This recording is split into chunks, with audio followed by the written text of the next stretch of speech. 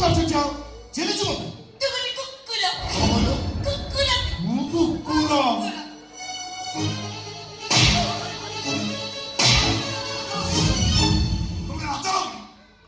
ପାଗଟା ତ କୁକୁର କହିଦେଲା ତା ହାତ ଉଠେଇ ଦିଅ ତ କାମୁଡ଼ି ଖଣ୍ଡିଆ କରିସାରିଲେ ଆଉ ଥରେ ହାତ ଉଠାଅ ତ ହାତଟା ଉଠେଇ ଓଡ଼ି ଭାଙ୍ଗି ନଯାଇଛି ସିଏ ତାକୁ ପାଗଳ କହିଲା ସେ ତାକୁ କୁକୁର କହିଲା ତାଙ୍କ ଭିତରେ କାମୁଡ଼ା କାମୁଡ଼ି ଲମ୍ବା ରପି ହେଲେ ତୋତେ କାଇଁ ବାଜିଲା ମୁଁ ତା ଭାଇ ଆଉ ମୁଁ କ'ଣ ତୁ ଯେ ତା ଭାଇ ହେଇଥାନ୍ତୁ ଭାଇয়ের ভুড়কে আউকে মাইলার ভাই চুপ করে দেখুন তাতা কোন কথা দেখি আসিবু যা বড় দলের প্রজাপত জগন্নাথকে দেখি আসিবু যা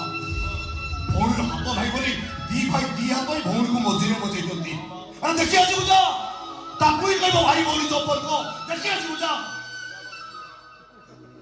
যাও ସେମାନଙ୍କୁ ଆମର ବନ୍ଧୁ ସେମାନଙ୍କୁ ଛଳିଲେ ଠାକୁର ଆମ ଉପରେ ଆଜି ଚାଲିଛି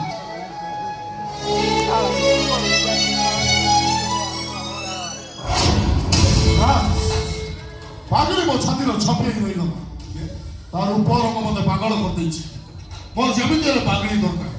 ଦେଖ ସାଙ୍ଗ ତୋ କଥା ରଖି ମୋ ଭଉଣୀ ଜଣେ ତୋ ପାଖରେ ପହଞ୍ଚିଦେବି ପାଗଳି କେମିତି ମୋ ପାଖରେ ପହଞ୍ଚିବ ସେଇ ଦାୟିତ୍ୱ ହଉଛି ତୋର ହଁ ହଁ ହଁ ହଁ ମତେ ମାଫ କର ମୋ ପାଗଳି ଗାଡ଼ି ତୋ ପାଖରେ ଛାଡ଼ି ପାରିବି ନାହିଁ ଇଏ ପୁରା ଟେନସନିଆ ଟୋକାଇଛୁ 7 କୋଟି ଖଣ୍ଡେ ହାଇଟ୍ ହବ ଗାଡ଼ି ଫାଡ଼ି ରଖୁଛୁ ବାଳୁଆ ଚେହେରା ପାଇଛୁ ଇଏ ତୋର ଇନଷ୍ଟାଗ୍ରାମରେ ଭିଡ଼ିଓ ପଠଉନୁ ଇଏ ପାଗଳି ବୋଲି ତୋର କ'ଣ ଆସିଗଲା ମୋର ପାଗଳି ଦରକାର ମୋ ପାଗଳି ଗାଡ଼ି ତୋ ପାଖରେ ଛାଡ଼ି ପାରିବି ନାହିଁ ବୋଝା କାହିଁକି ପାରିବନି ତମ କଥା ରଖି ଆମେ ତମର ଏତେ ବଡ଼ ଉପକାର କଲୁ ତମେ ଆମ ପାଇଁ ଏତେ କିଛି କରିପାରିବନି ନା ମୋ ସାଇଙ୍କୁ ଭଲ ପାଉଥିଲି ନା ମୋ ସାଇଙ୍କ ପିଲାର ମା ହବାକୁ ଚାହୁଁଥିଲି ମୁଁ ତ ଭଲ ପାଏ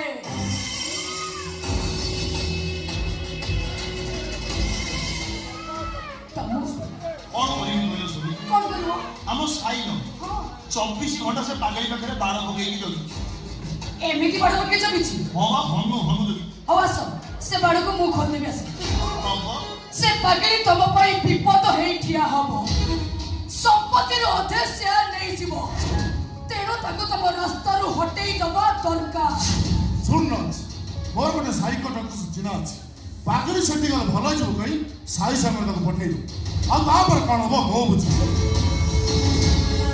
ଆଉ ଗୋଟେ କଥା ମନେ ରଖ